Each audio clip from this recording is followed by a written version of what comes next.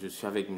Latif Coulibaly, donc journaliste, politologue et journaliste d'investigation. M. Coulibaly, tout à l'heure, donc nous avons entendu une sortie de votre part par rapport à la lettre de Obasanjo. Qu'est-ce que vous en pensez? Qu'est-ce que vous pouvez dire en fait à la communauté internationale? Écoutez, je suis en possession d'une lettre dans laquelle Obasanjo dit au président Wade que votre victoire est certaine et ne fait l'objet d'aucun doute. Par conséquent, nous vous demandons d'accepter, pour préserver la paix sociale, qu'il y ait des négociations au terme desquelles vous serez président de la République pour 2 ans et qu'une nouvelle CENI sera installée, etc., etc. Pour nous, ce qui nous préoccupe, c'est qu'un négociateur, quelqu'un qui est venu pour trouver une solution au problème du Sénégal, puisse dire au président de la République que votre victoire est certaine. Après ma déclaration à la radio, il semble qu'Olusegun a fait préciser que c'est la version française qui est différente de la version anglaise que moi j'ai lue à la radio. Soit, si je comprends bien, notre pays n'est pas un pays anglophone, c'est un pays francophone. Par conséquent, tout document officiel remis par Obasanjo aux parties prenantes est un document qui fait foi. On ne peut pas venir nous dire que la version anglaise est différente de la version française. Ce qui est, de mon point de vue, scandaleux, et je trouve ça scandaleux, c'est qu'un envoyé de l'Union africaine et de la CEDEAO puisse se compromettre à ce point en disant au président Wade que vous êtes déjà élu.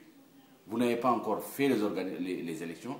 Voilà que la communauté internationale, par l'entremise de son envoyé spécial, Obasanjo, décide qu'Abdoulaye Wade est élu, il a la victoire.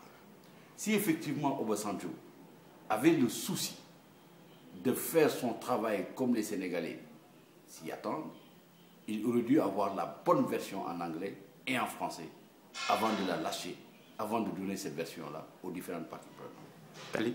Oui. Qualifiez-vous cela d'une prise de position de l'arbitre qui était censé être neutre pour observer quand même ces élections?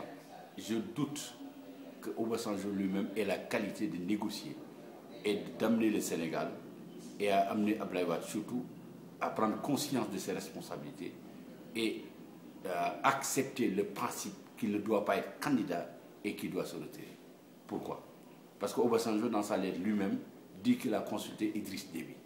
Que vaut la parole de Idriss Déby en matière de démocratie? Qu'il a consulté Alassane Ouattara et encore, qu'il a consulté Yahi Bouni, etc., etc.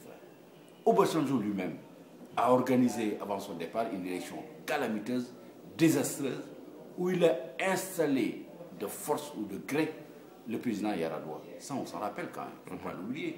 Voilà des hommes qui sont venus, qui sont arrivés chez nous, qui, sous le couvert de neutralité ou de je ne sais quoi, ils sont en train de mon point de vue, de valider a priori un schéma de hold-up électoral qui est en préparation depuis des mois chez nous. Alors, que prévoit l'opposition, la société civile et les Sénégalais? Je ne sais pas ce que prévoit la société civile. Je sais par contre ce que prévoit l'alliance à laquelle j'appartiens. Nous appelons les Sénégalais à voter massivement contre Abdoulaye Wade demain et à voter pour Moustapha Niasse. Parce qu'en fait, ce qu'Abdoulaye Wade a refusé, en refusant de se conformer à la loi et à la Constitution, on va l'obliger à se conformer effectivement au vote des Sénégalais. Merci beaucoup, M. Coulibaly. Merci.